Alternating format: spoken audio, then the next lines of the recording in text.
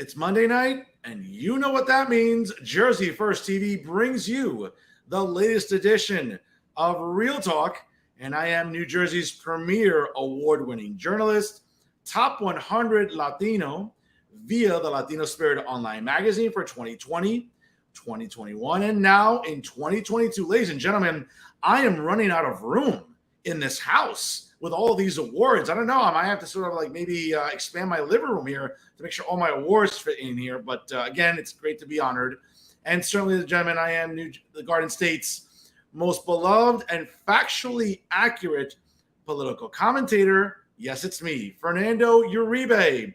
Hoping you all have a wonderful start to your week. Happy Monday. Hope you all have just an enjoyable weekend. I sure did yesterday. Hanging out to Yankee Stadium with my dad and my uncle and with my cousin for an early Father's Day gift. And yes, I got to enjoy. Let me have a little victory tea here as we swept the lowly Chicago Cubs. And by the way, anyone guess who has the best record in Major League Baseball? Oh, yes, it's the New York Yankees. So let me have a little victory tea real quick. Yes, because the Yankees run New York. We always have. We always will. It was a great weekend. Spent with the old man, watched some baseball in the Bronx, and under good weather as well, ladies and gentlemen. So again, hope you all had a wonderful weekend. Happy Father's Day in advance to all the dads out there, even to all the moms who also played that as well. Certainly parenting is quite the challenge, and to all the dads out there, we love you for everything you do for us each and every day, especially my dad and my uncle, who are, I would argue, the best dads that I've ever known. So happy Father's Day in advance to them and to all of you as well as home. Folks, check out Jersey First TV on their website, www.jerseyfirst.org. That's jersey1st.org. Make sure you like Jersey First on Facebook and also follow them on Instagram and Twitter. Check out my own Instagram at NoFilterUribe. Also on Twitter, same handle, at NoFilterUribe. Don't forget to also like Real Talk with Fernando Uribe on Facebook. And of course, follow me on Facebook as well. You know, I'm that handsome guy with the Biden sucks t-shirt. You can't miss me, ladies and gentlemen. Again, I'm that photogenic. So trust me, you can't miss me on Facebook as well. Folks, stick around because at the end of the show, I will select this week's winners of the worst journalist in New Jersey of the week. And I usually have one winner, but this week it is multiple winners because it is just egregious what's going on in journalism here in the Garden State. But first, one of the reasons, ladies and gentlemen, this show continues to do very well with traffic. And again, I don't mean to be braggadocious. I don't mean to be vain. I don't mean to be a little cocky. Well, actually, yeah, I'm all three, but that's okay. It's not braggadocious, folks, if you can back it up. But again, one of the reasons this show continues to do well with traffic and thousands of views every week is because of having quality guests, having conversations and dialogue. And this week is no exception. She is the distinguished Assemblywoman down in LD3, all the way in South Jersey. Ladies and gentlemen, she is Assemblywoman Bethanne McCarthy. Patrick, join us here on Real Talk. Assemblywoman, how are you? Hello, how are you? It's good to have you on. And now for everyone tuning in at home, folks, LD3 is, again, one of the 40 legislative districts in New Jersey. Now, we did have some redistricting after the recent meeting. Now, again, that doesn't really affect the third per se, but it covers a lot of Cumberland County.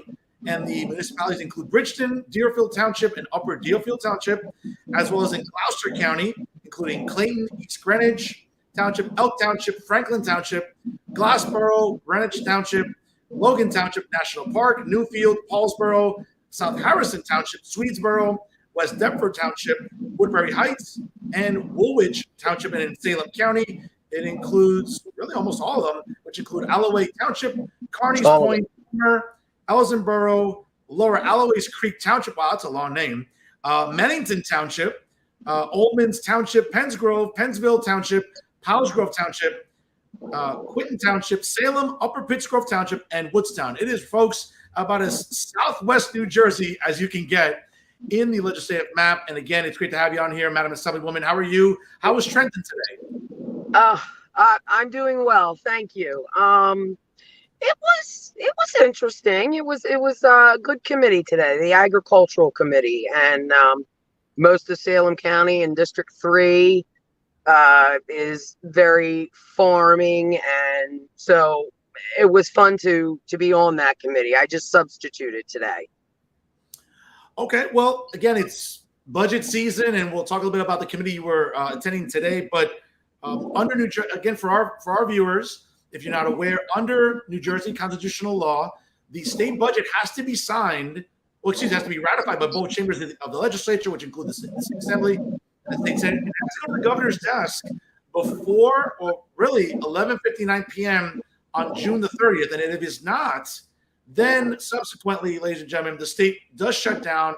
It's happened only a couple of times in the last 20 years. It happened in 2017 under Governor Christie, and in 2006 under Governor Corzine. So it's not something that happens with regularity, but it's the time of the year, it's crunch time, where the legislature has to sit down, look at the budget, see what fat they can cut out, which seems to be almost never.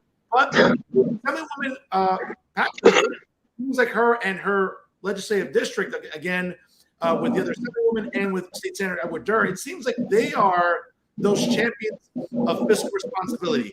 Is that fair to say, Assemblywoman?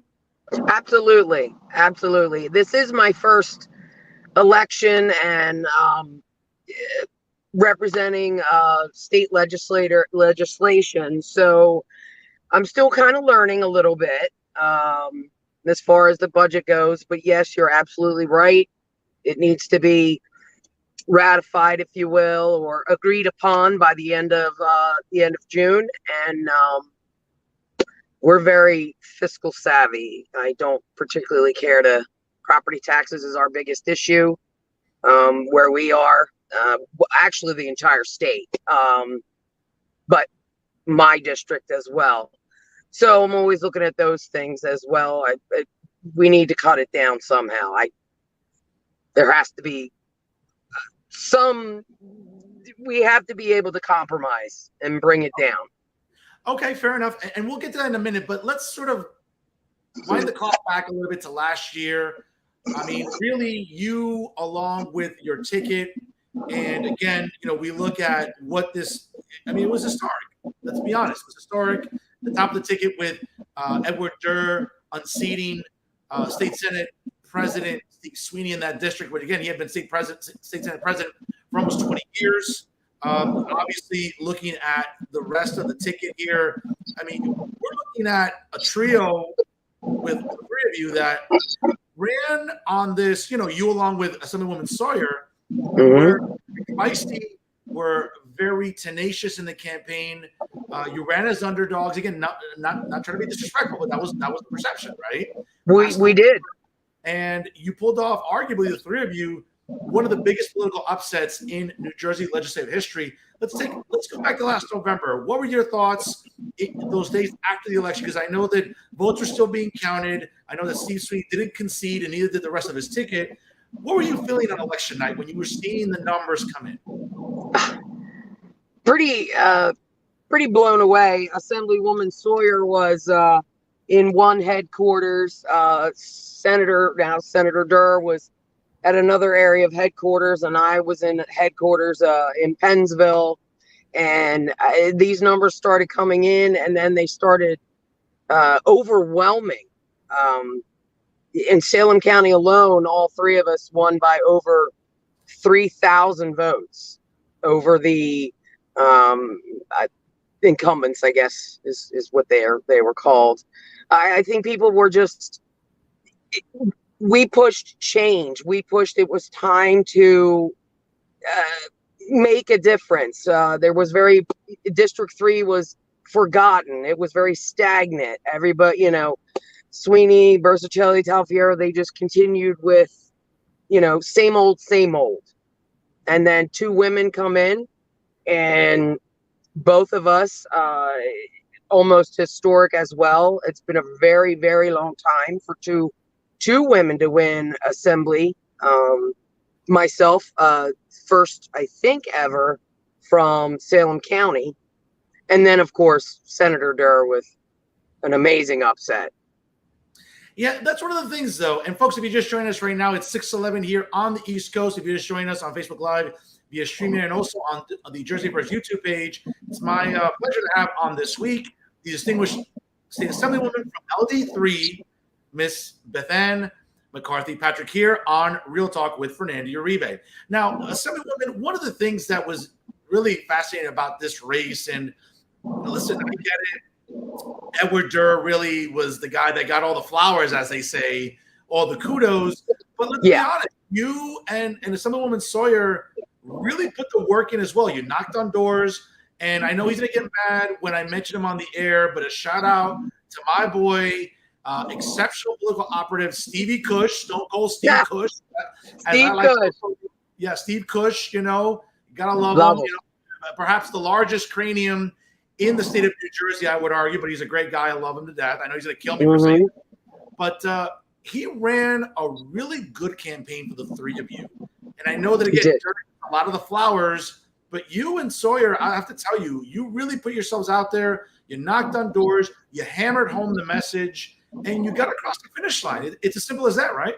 Yes. Yes, it absolutely is. With guidance from Steve as well, and the three of us collaborating, Assemblywoman Sawyer, myself, and Senator Durr, and we did. We went out there and we pounded the pavement, let everyone know who we were and what we wanted to represent. All right, so let's talk about what the three of you represent in the 3rd Legislative District. Again, there's a lot on the plate, obviously, to dissect. You mentioned before property taxes. Again, just looking at the number right here, New Jersey leads the country with an average of $9,240. That is absurd.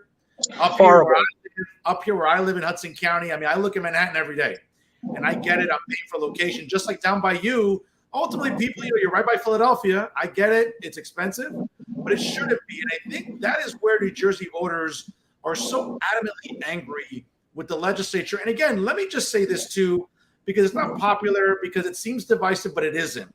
Because for almost 20 years, one party has ruled the legislature with super majorities. And it's not Republicans, it's not fiscal conservatives like myself or you or Assemblywoman Sawyer or Senator Durr. It's been Democrats. And there's some moderate Democrats, but by and large, there's a lot of Democrats in Trenton that never ever saw an economics book, never knew what it looked like, or budgeting. And it shows by the excessive spending and the fact that property taxes continue to escalate.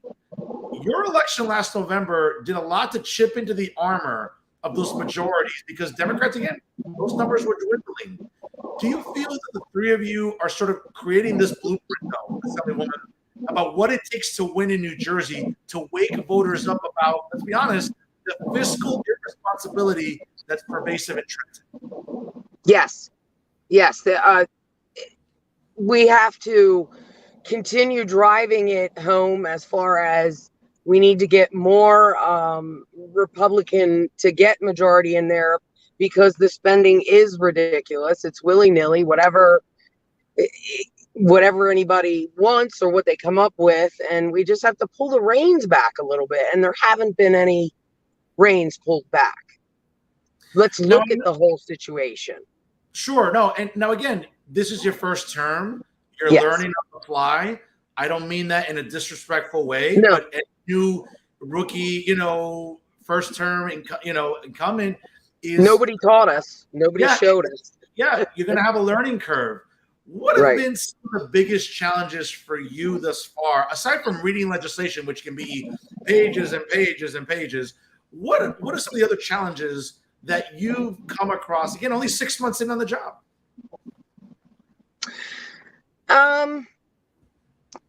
Working, an actual, my other job, my job that also helps pay the bills. For whatever reason, people might think about politicians and things of that nature with money.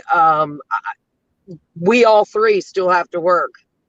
Senator Durr it's balancing our schedule with the everyday meetings and listening in with this constituent. They all have issues, and balancing all that. And all three of us work, and I'm pretty sure that's one of our biggest, if you will, thingies. Sure, no, absolutely. And also too, I would argue that it's getting to know your colleagues now, both on the Republican side and the Democratic side, being able to come up with bipartisan solutions, which, let's be honest, though, Assemblywoman. I mean, we're living, and I've talked about this a lot on this show every single week, but we are living in a time of tribalism, really on steroids now politically. And New Jersey, again, I think last November was a good indicator of culture war issues, issues that resonate with regular people in New Jersey, not the woke left that, again, sort of permeates in Trenton with either legislation about curriculums in our schools, whether it's about pronouns or bathrooms. I mean, as an opinion journalist, I don't care about that stuff. That stuff isn't important to me. Now, let me be very clear. It doesn't mean that I don't care about marginalized people. Of course I do. But I don't have to be acquiescing to a lot of these crazy far left ideologies and platforms and policy prescriptions that are hurting the state of New Jersey. Because at the end of the day, regular people are talking at their kitchen table. They're struggling to buy groceries. They're struggling to fill in their gas tank.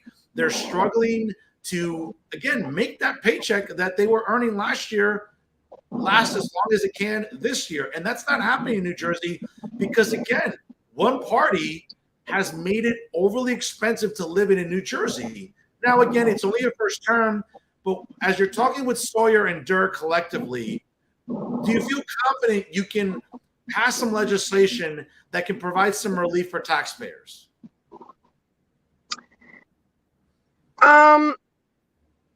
Yes. If we're able to again collaborate and also be able to go across the aisle and talk over there and get their feeling and they have to understand as well across the aisle that they're struggling, their families are struggling, we're all struggling, so we have to come up with a solution.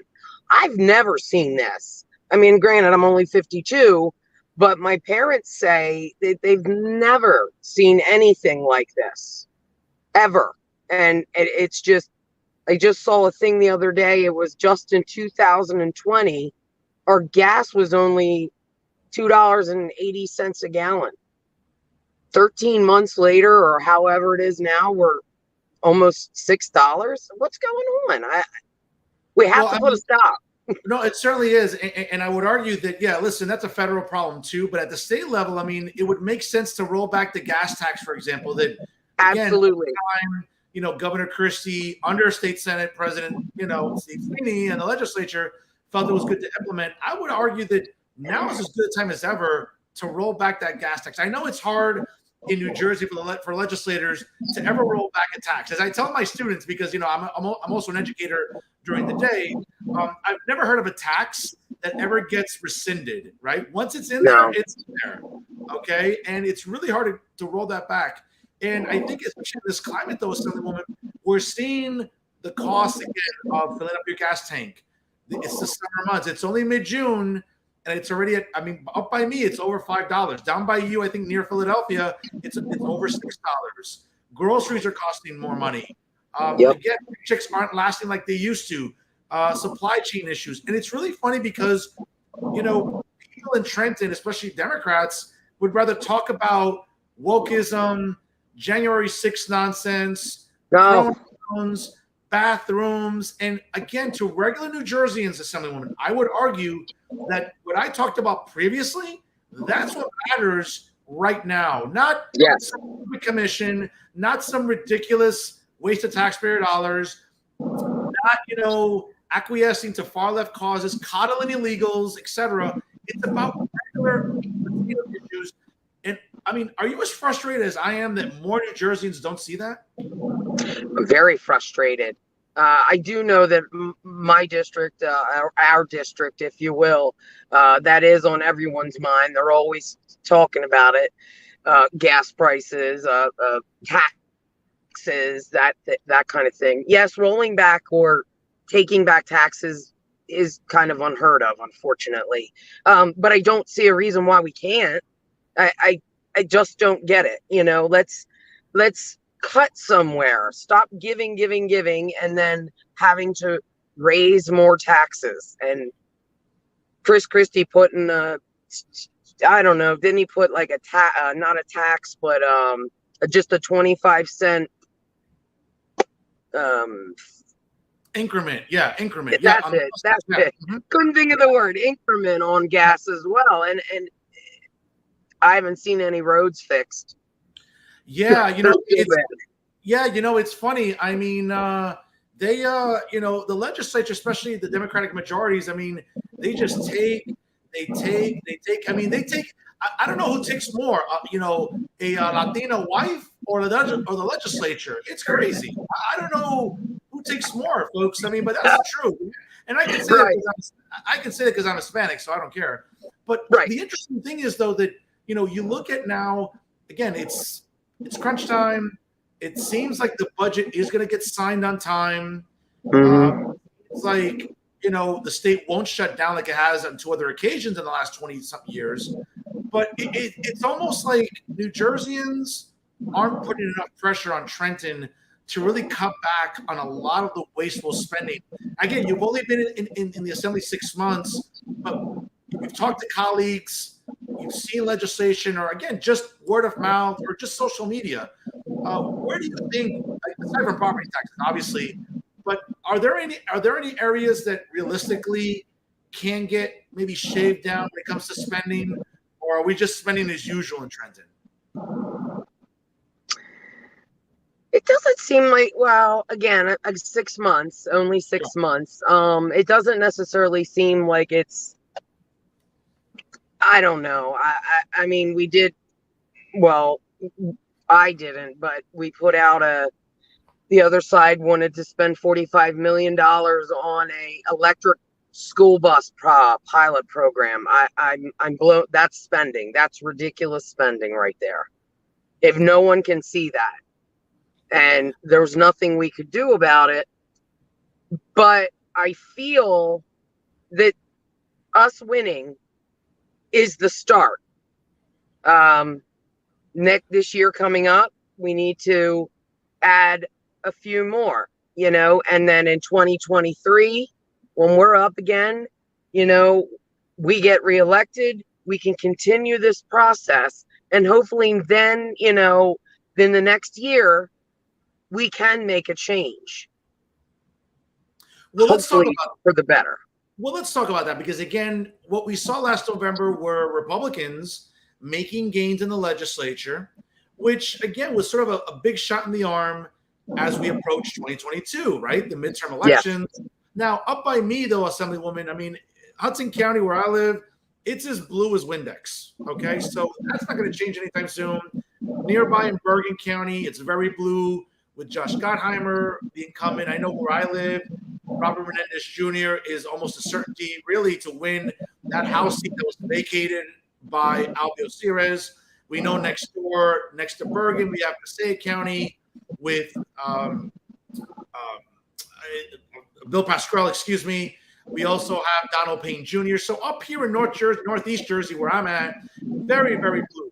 That's not the case in Central and South Jersey, where Republicans have a chance ultimately to flip 3 House seats that they lost in 2018. Now, historically, folks, everyone at home, in case again, the history professor here, going to have class for one moment, but short of 2002, under President George W. Bush, Republicans held the House and actually added seats. And in 1934, President Franklin Roosevelt, Democrats held the House and added seats. But historically, the opposing party tends to win the House.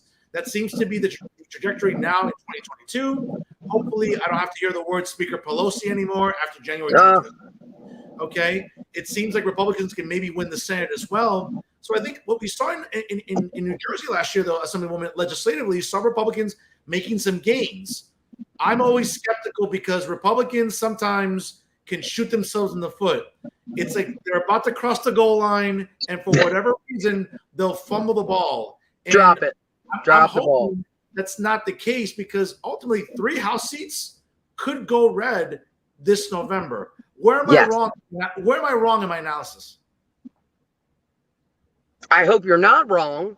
Yes, there are 3 that can go red, and we just have to continue with the momentum.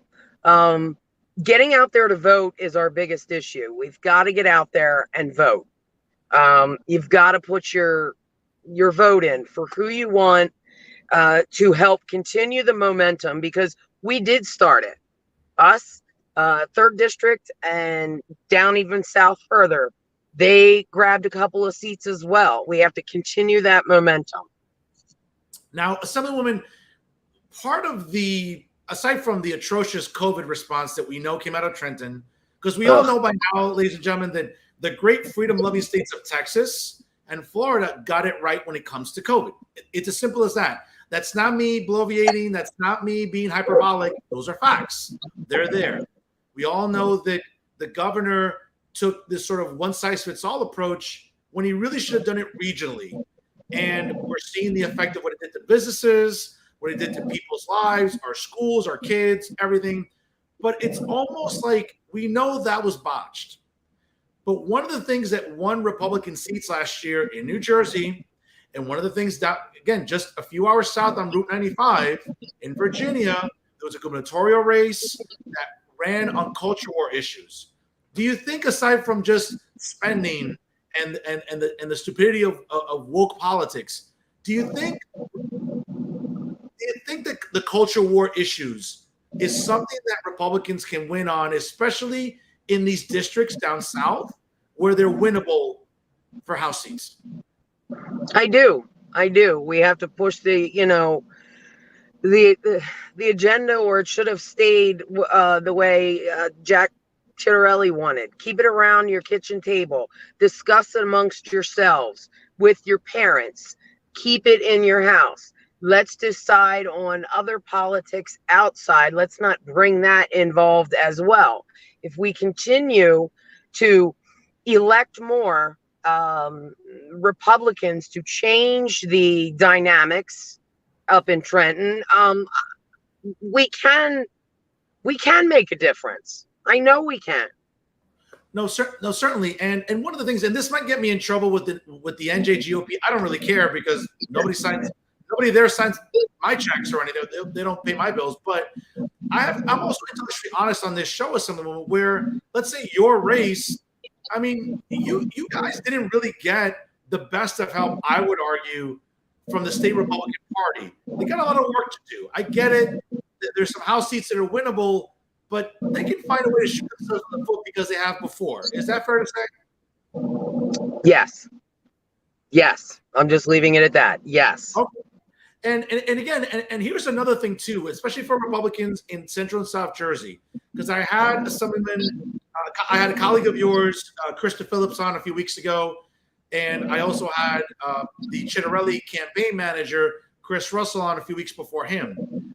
Folks, only 39% of registered Republicans voted last November. Now, again, if you want to be mad about Phil Murphy winning re-election, you have yourselves to blame, because if only 5% more of registered Republicans came out to vote, arguably you're making the case that we would be talking about Governor Ciattarelli today, and probably some other races flipping. So my warning for Republicans, and especially to the NJGOP, you need to get off your ass and really mobilize. You need to knock on doors. You need to do a lot of grassroots mobilization. You need to do a lot of outreach, especially to Hispanics, because what I'm about to say is going to make some people uncomfortable. New Jersey is not getting whiter. It's not getting blacker. It's getting browner.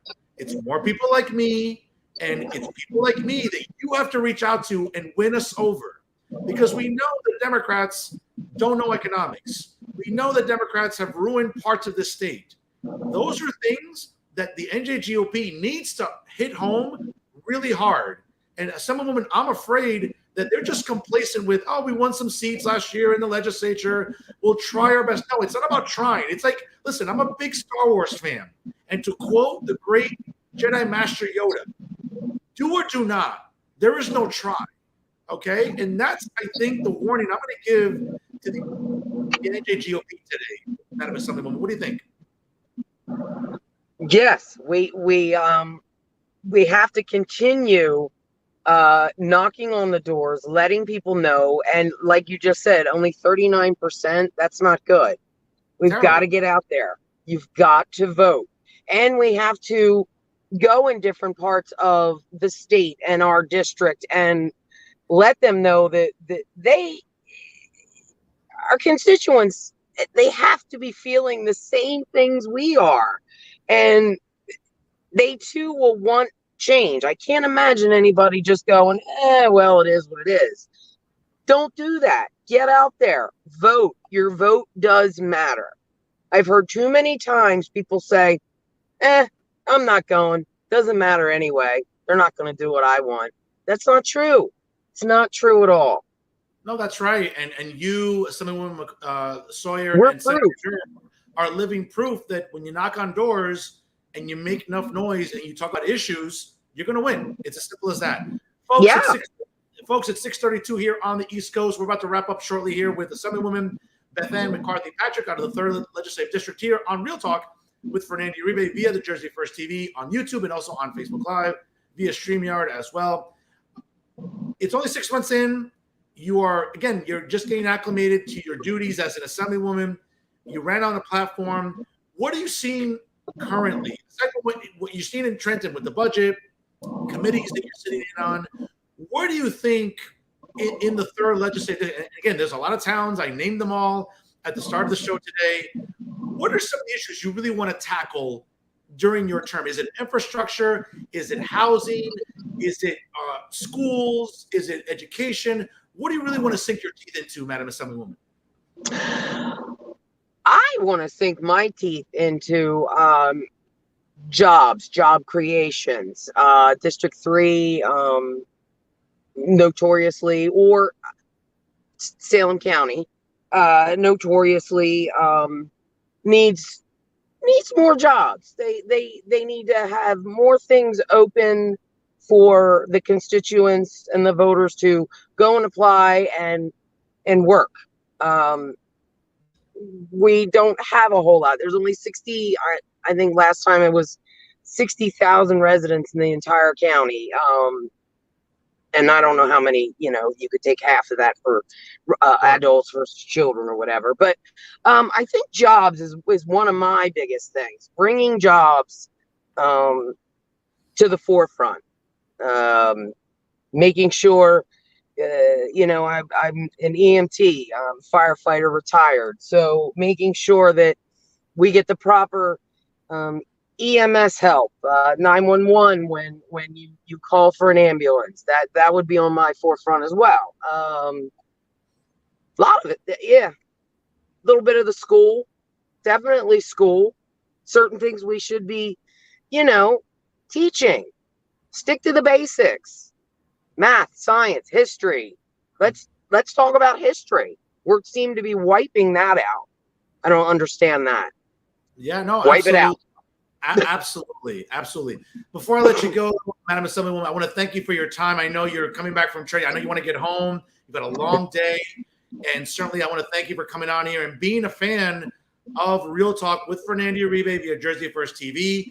I want to send a shout out to Nicholas McCarthy for helping put this interview together. Shout out to Nicholas. Shout out to Stone Cold Steve Cush, my man there. One of the best political operatives in the state of New Jersey. Shout out to them for helping to put this together. Madam Assemblywoman, again, I really appreciate your time. Keep up the good work. Keep up the good fight. I'll give you the last word here tonight on Real Talk. Go Phillies. Oh, okay. Wow. I did not expect that. Okay. Very nice. Okay. Phillies are I just wanted to joke with you about it because you were doing your coffee with the Yankees. Hey, you know what? Stranger things have happened. It's still early, but maybe we'll get a rematch of that 2009 World Series, and maybe the Phillies can get some revenge. I don't think it'll happen. I think we're going to win again, but there's a lot of baseball to be played, though, Assemblywoman. So I do appreciate that. And again, I appreciate your time. Folks, she is State Assemblywoman in the 3rd Legislative District, Miss Bethanne Patrick McCarthy here, joining us on Real Talk via Jersey First TV. Assemblywoman, get home safely, and thank you once again for being such a fan of Real Talk with Fernando Uribe. Thank you. Talk to you soon. Bye-bye. Folks, great episode there with Assemblywoman Patrick. Certainly, I know she was gracious enough to join on the call here today. driving home from Trenton, and certainly, her along with Assemblywoman Sawyer and State Senator Durr pulled off one of those arguably one of the biggest upsets in New Jersey legislative history last November. And I'm sure they're going to be working hard in 2023 to add to, those Republican wins and see what they can do to shave off those Democratic majorities in Trenton. Again, a lot to go between now and 2023, but certainly you can see that the three of them are very vocal and are looking to make a lot of noise, not just during budget season, but really in helping to represent Republicans in South Jersey, where, they made some strides and they have a chance to maybe ultimately win as many as 3 House seats coming up this November during the midterm elections. Folks, it's 6:37 here on the East Coast. I appreciate for joining us here on Facebook Live via StreamYard and also on the Jersey First TV YouTube page. And now, yes, it's that part of the program, ladies and gentlemen, where I get to select this week's winner of the worst journalist in New Jersey. And what I've been consistent about is only picking one person every single week. But mind you, there's a big selection to choose from, okay? There's a big bowl of awful journalists to pick from every single week in New Jersey. And I felt it would do a disservice to, again, the worst journalist in New Jersey of the week, right? To just have one person. So I'm going to have multiple winners this week. But let me go one by one and dissect really how bad journalism is getting in New Jersey. So, for example, and here's a guy that I haven't talked about in a few weeks. He's been off my radar, but sure enough, hey, you can always depend on him to be that leftist propagandist that we've all come to love on NJTV, which is now NJPBS. Yes, folks, it's Uncle Dave. Yes. Look at that painful look on his face. It's like, that's like the way we feel when we have to watch you on television, Dave.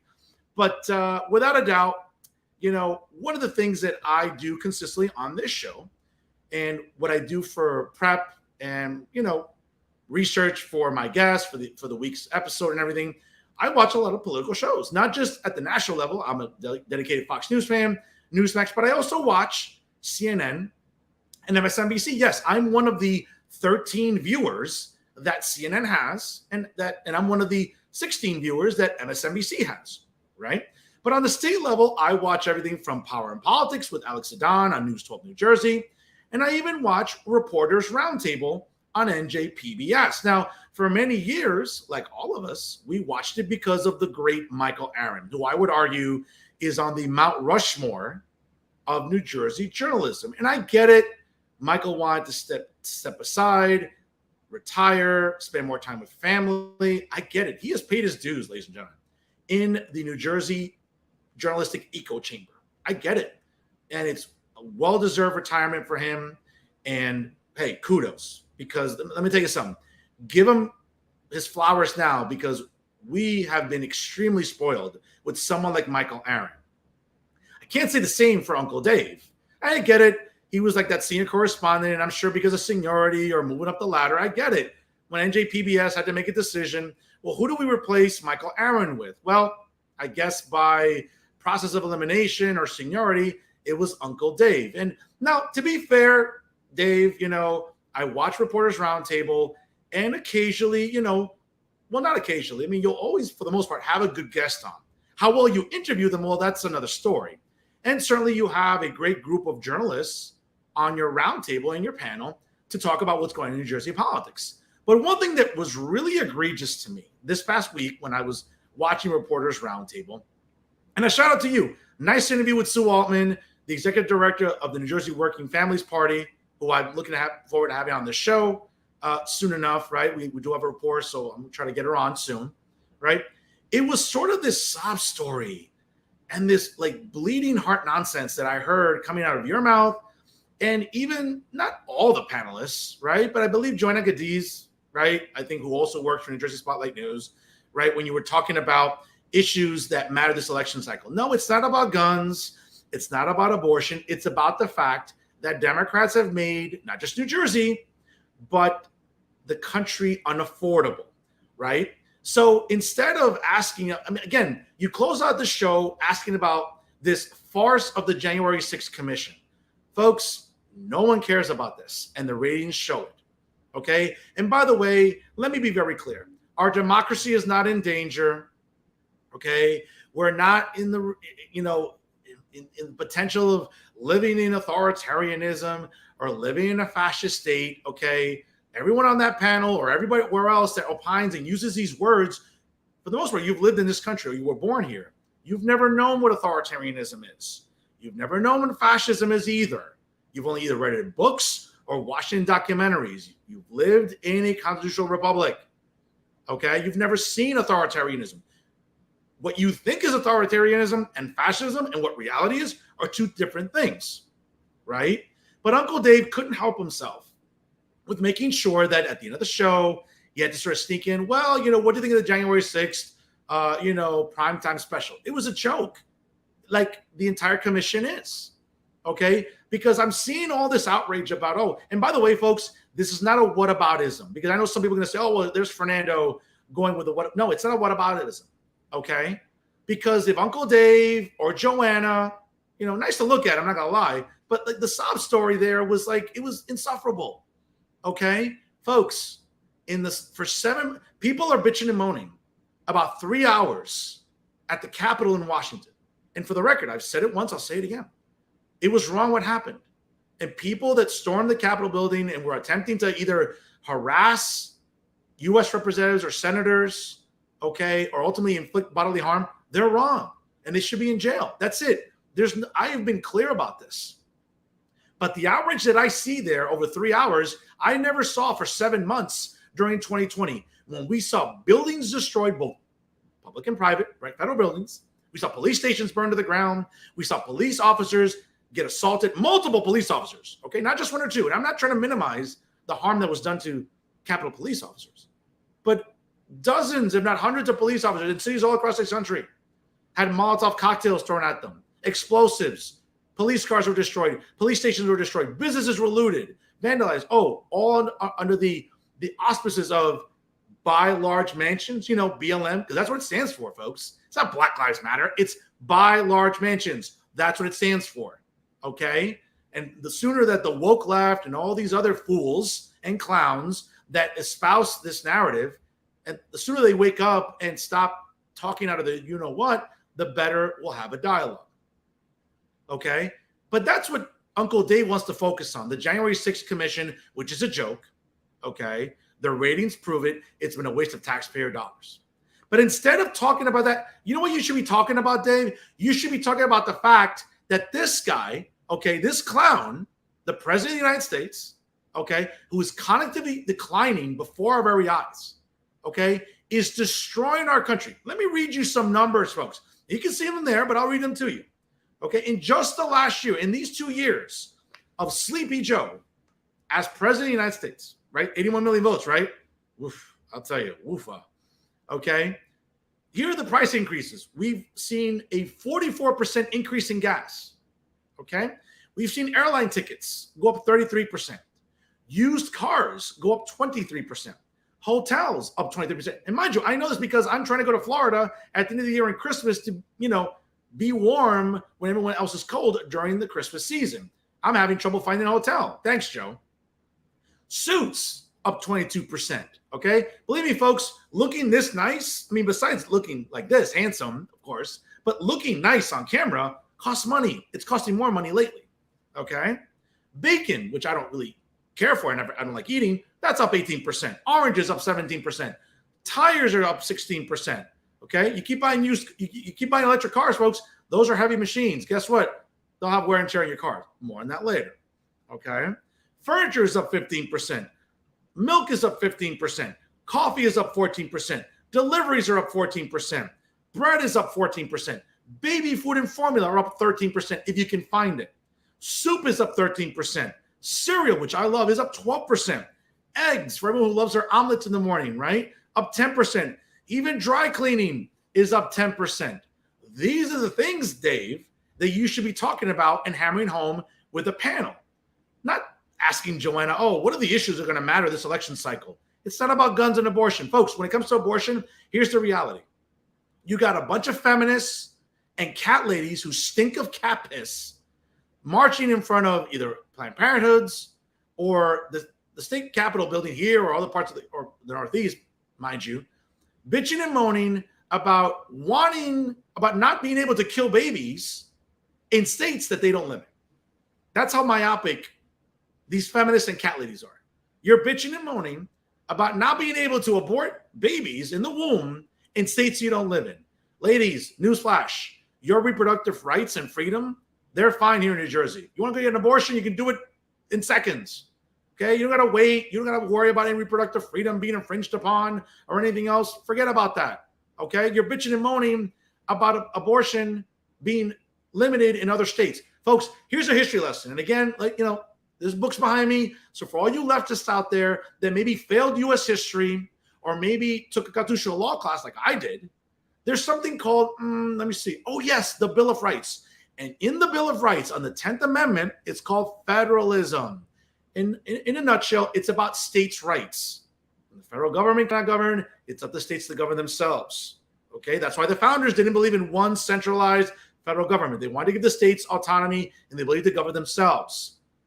Okay, for a lot of the feminists and the cat ladies, again, who stink of cat piss, newsflash, you don't live in Alabama. You don't live in Texas. Okay, you don't live in Mississippi or Florida. Okay, you live in New Jersey.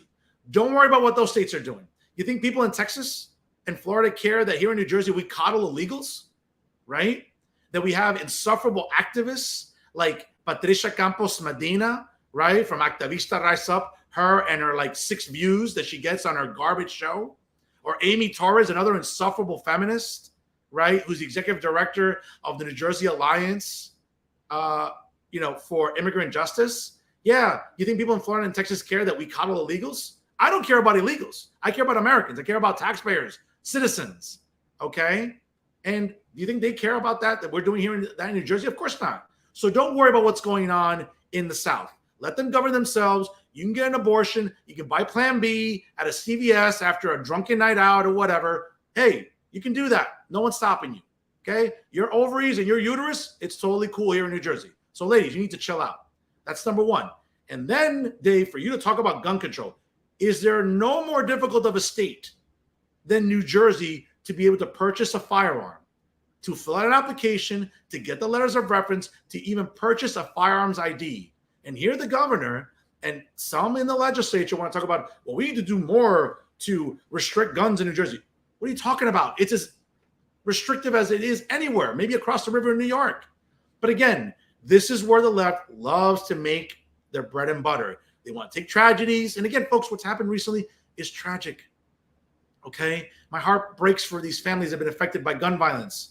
But criminals are not going to follow laws. Okay? And you can put all the restrictions you want on gun ownership. And guess what? Criminals, when they want to break the law, they're going to find a way to do it. Just like when people want to go buy drugs, guess what? We've been fighting a war on drugs for 40-something years. Are we any closer to stopping the flow of drugs from Mexico or from the Pacific Ocean or the Atlantic Ocean here to the United States? Of course not. So if you want to get high and purchase hardcore drugs, you can do that. Just like if you really want to buy a gun illegally, you're going to do it. Okay? Whether it's cities like Chicago, which arguably have the strictest gun laws in the country, you're still seeing people killed every single weekend. Okay? You're seeing people get mauled down in Patterson, in Trenton, and Camden. We have strict gun laws. How much stricter do you want to make them? How much more difficult do you want to make it for law-abiding New Jerseyans that want to protect themselves and their families to purchase a firearm? Again, to own it responsibly. But no, you want to focus on gun control. You want to focus on abortion. These are not the issues that are going to govern this election cycle, Dave. Okay? It's behind me. Okay? I wanted to make sure that it was illustrative there for everybody at home to look at. Okay? To understand that these are the things that matter to people. Not the January 6th commission. That's a farce.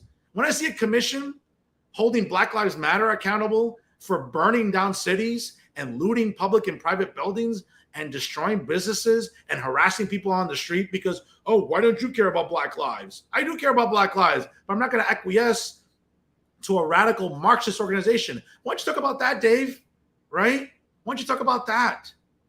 And talk about the impact that it's having, right now in our political climate. Why don't you talk about the fact that you see these numbers behind me? They're disproportionately affecting brown people very heavily, right? Aren't you Latino? Aren't you Puerto Rican? Right? I mean, I don't think you speak a lick of Spanish, so you're probably one of those Puerto Ricans that's all proud of being Boricua, but you can't speak Spanish. Please, I can't be bothered with you. Okay?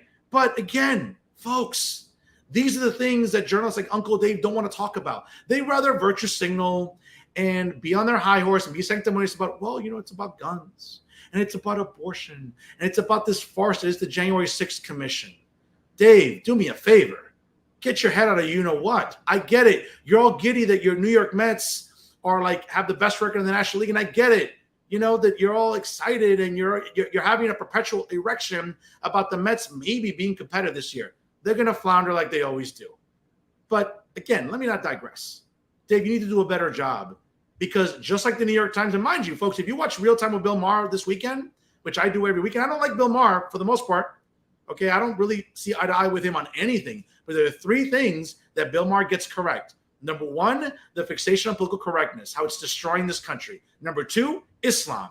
And number three, wokeism, and how liberals are just not even liberals anymore. They're moving so far left that it's becoming obnoxious and insufferable. Okay? Just like the New York Times this past weekend. You know what? Since you want to talk about abortion, why don't you talk about the idea, right? Because again, obviously, Supreme Court justices are going to come out with a decision this month. We'll see what happens, right? This decision or a preliminary one has been leaked.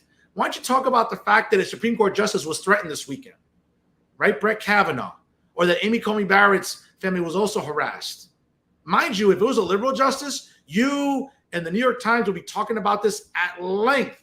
But just like the New York Times, folks, Uncle Dave and NJPBS, you know what?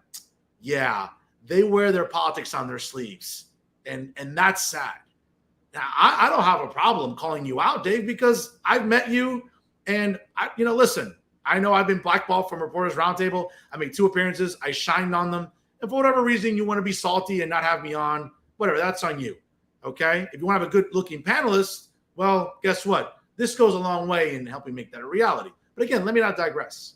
Dave, you need to do a better job, especially in this election cycle when these issues are suffocating brown people like you and me. I get it. You work at NJPBS, you make a nice salary, you can just sit on your ass and just collect a paycheck. You've become complacent, Dave. You're not tackling the issues that matter this election cycle. And that's pretty sad because you're a Hudson County guy, right? You pride yourself on being, this fierce reporter. You're not fierce anymore, bro. If anything, you're fluff. And it shows really in your reporting and really in the opinion journalism that you're putting out there when it is that you do offer opinions. So that's our first winner this week of the worst journalist in New Jersey. But let me not make Dave feel bad because he does have company, okay? Let me talk about Bobby Hennelly from Insider NJ, yes, and also Alan Steinberg, right? Because he's a guy that, they're acting about every single week on their columns about January the 6th, right? Let me read you some things from their latest masterpieces, which, by the way, they are just, I'm not going to read you all of it because it's going to put me to sleep. But this was really interesting by Bob Hennelly here about the January 6th latent siege to our airwaves, right? This was really, really great. I'll mention this right here. He talks about, let me just find here. This is funny. He talks about the fact that one channel obviously didn't want to carry the January 6th hearings last Thursday, which nobody watched. The ratings tell you that. And then he talks about it manifests in the form of denial by millions of Americans enabled by a corporate mass media complex that includes Fox News and WABC 770 AM in New York, which has its powerful 50,000 watt transmitter in Lodi, New Jersey. And at night can be heard around much of North America. This is a radio station on which you can hear an unrepentant chief coup plotter, Rudy Giuliani. So, of course, he talks about, how biased these stations are and just, again, raising hoopla about January 6th. Hey, Bobby, I checked out your archives on muckrack.com, and never once did I see you having any objections during the summer of 2020 for 7 months where BLM and Antifa, more BLM if anything, were destroying buildings, looting properties, looting businesses, but never once, right? Again, you want a virtue signal. Now, let me be fair about Bobby, okay? I like his columns by and large. He's a little too left for me. And of course, what else is new? He works at Insider NJ, right? But you and, Alan Steinberg, my other buddy, and again, I love Alan. We talk sports. We don't agree on anything politically, right? But guys, this fixation you have on January the 6th is really alarming. It really, really is. When we all know that, yes, I talked about it before. It was an unfortunate incident that happened for over 3 hours at the Capitol building. Okay. But let's be honest, folks. A lot of those protesters, who, by the way, had nothing to do with a rally that the 45th president had away from the Capitol building. Okay. So those protesters decided to break into the Capitol building. Arguably, it was talked about this week, had nothing to do with the president's rally. Okay. But you're fixated on Donald Trump. You're fixated about the fact that, Donald Trump, if he got reelected, would bring in authoritarianism. Folks, in the 4 years of Donald Trump, we never once saw anything fascist. We never saw anything authoritarianism. But Ali and Bobby collectively have to go on these tirades about, we're seeing our rights infringed upon. What rights? Dude, you are two white men. What rights did you have infringed upon for 4 years under Donald Trump? This is what's really funny to me. Seeing these white woke, journalists having meltdowns about the 45th president.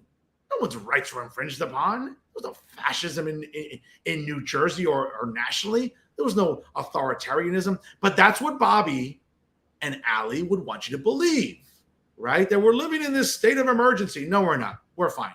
Our democracy is fine. It's been fine for 200 and something years. It'll continue to be fine.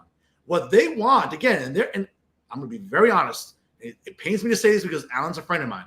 But Bobby and Ali have become full-blown propagandists.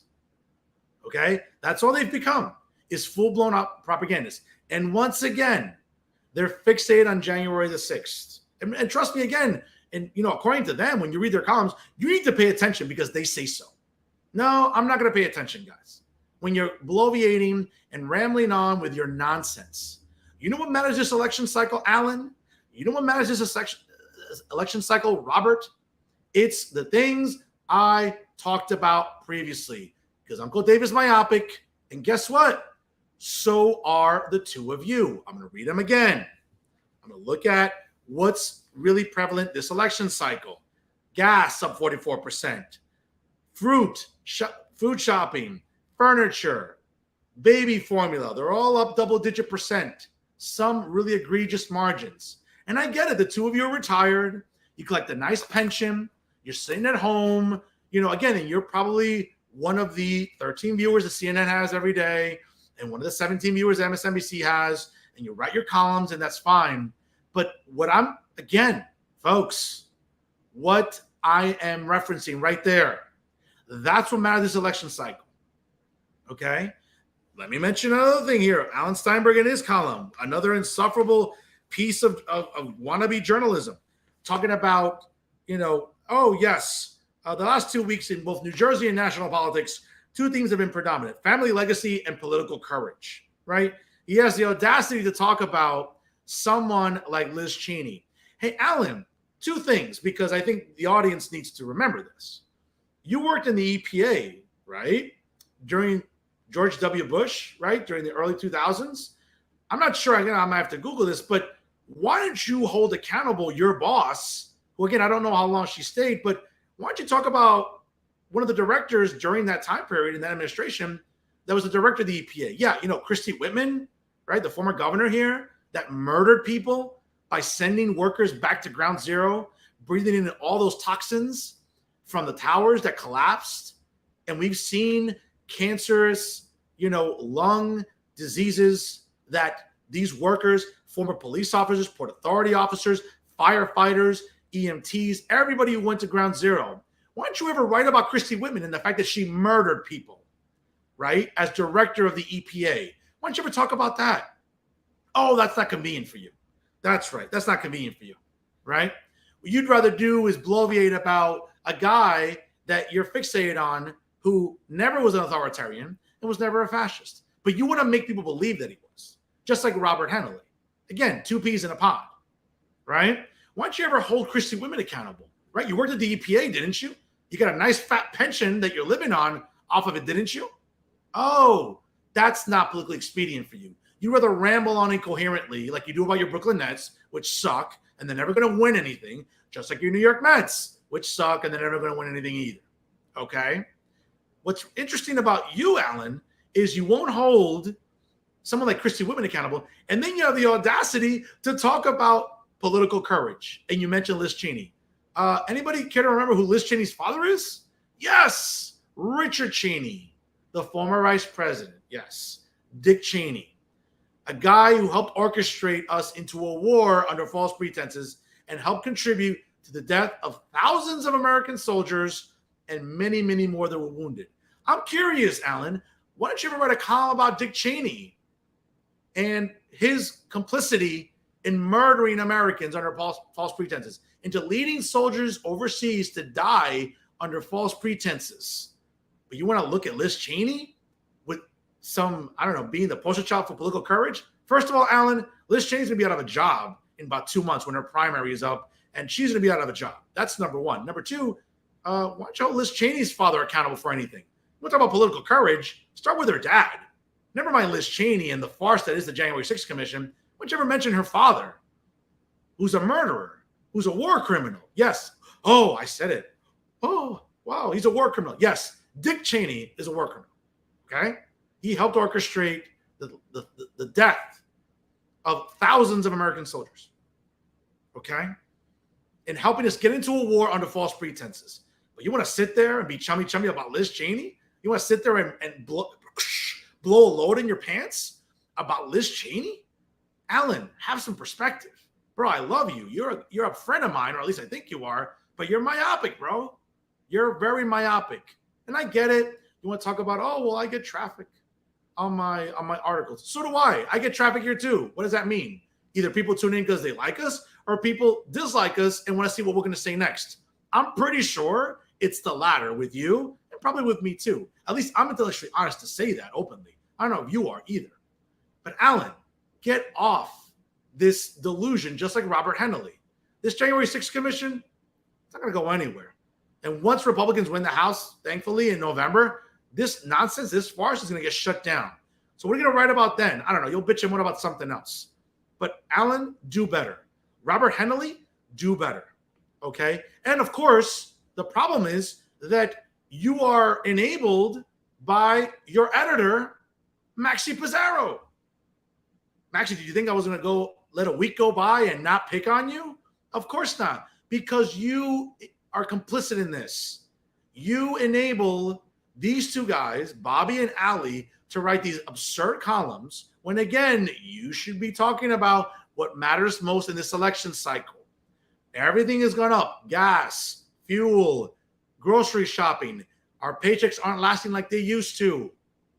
Okay? Supply chain demands, energy. But you'd rather bitch and moan about gun control, which is the strictest anywhere in the country probably, and abortion where, guess what? A woman can get an abortion tomorrow at will, or buy a Plan B contraceptive at your local CVS or Walgreens. But that's what you want to bitch and moan about, Max. That's what you're doing by enabling these hysterics like Bobby Henley and Ali Steinberg. You should do better. You should all do better. So once again, ladies and gentlemen, to Uncle Dave, to Bobby, to Ali, and to Maxie, unequivocally, you are this week's winners of the worst journalists in New Jersey. You need to do better. And by the way, folks, I'm going to say this. You want to know why my episodes continue to get traffic? It's not just because of the exceptional guests, the interesting dialogue, the informative conversations that we have. Obviously, I mean, this helps, right? You know what I'm saying? This helps. But what really, really helps is exposing bad journalism. And I'm going to continue to do that. Okay? I'm not one of these little clowns that gets, a few dozen views or 100 views. Folks, I'm getting thousands of views every single week because of segments like this and the interesting conversations that I have every week on this show. You don't believe me? Go on my Facebook. Again, look me up. I'm the handsome guy with the Biden Sucks t-shirt on, right? You can't miss me. You can't miss this handsome face, okay? Look me up on Facebook, and the numbers are there. I'm not being braggadocious. I'm not being vain. It's not braggadocious, folks, if you back it up. And I'll continue to call out bad journalists like Uncle Dave, like Bobby, like Ali, and like Maxie. By the way, again, I love this picture. It makes me wonder who's writing who. Is Maxie riding the horse or is the horse riding Maxie? Hey, again, bro, listen, that's your personal thing. Hey, whatever, bro. Live and let live, brother. Hey, you love horses that much? God bless you. But again, folks, these are the things that they're not talking about.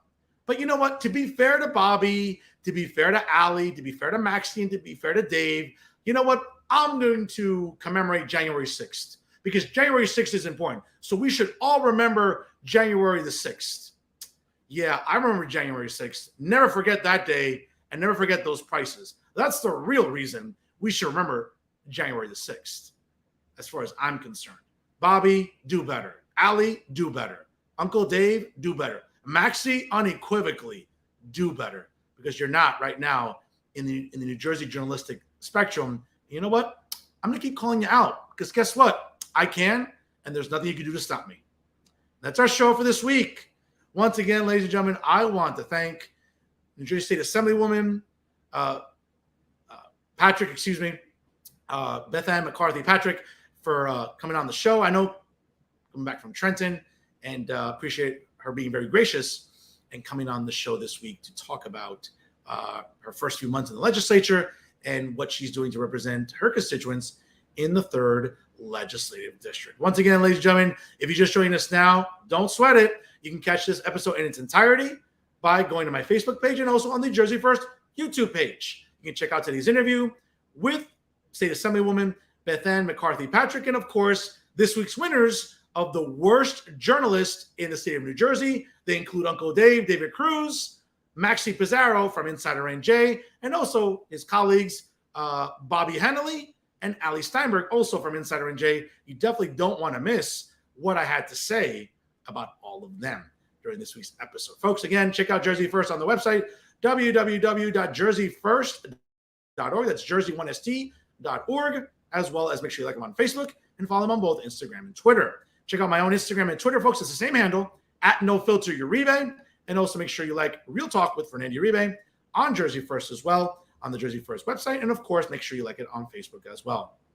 Ladies and gentlemen, always remember, if it's unbiased, unfiltered, and unafraid, it is always Real Talk right here with Jersey First TV. I am New Jersey's premier award-winning journalist, top 100 Latino via the Latino Spirit Online magazine for 2020, 2021, and now in 2022. My God, folks, look at this. Like, where's the room? I'm running out of room with all these awards. I'm going to have to get a bigger living room for all these awards. But again, I'm great. I'm very thankful to the Latino Spirit Online magazine for the recognition again this year. And always remember, folks, I am the Garden State's most beloved and factually accurate political commentator, Fernando Uribe, saying happy Father's Day to all the dads out there. God bless you, especially my father and my uncle, loyal members of the evil empire with the best record in baseball. Let me drink that tea again. Hold on. Ah, yes, evil empire, the best record in baseball, the team that runs New York. Yes, folks, have a happy Father's Day to all you Yankee fans and all fans overall. Enjoy it with your family and friends. And I'll see you next week here, folks, on the latest edition of Real Talk via Jersey First TV. And as always, thank you so much for watching.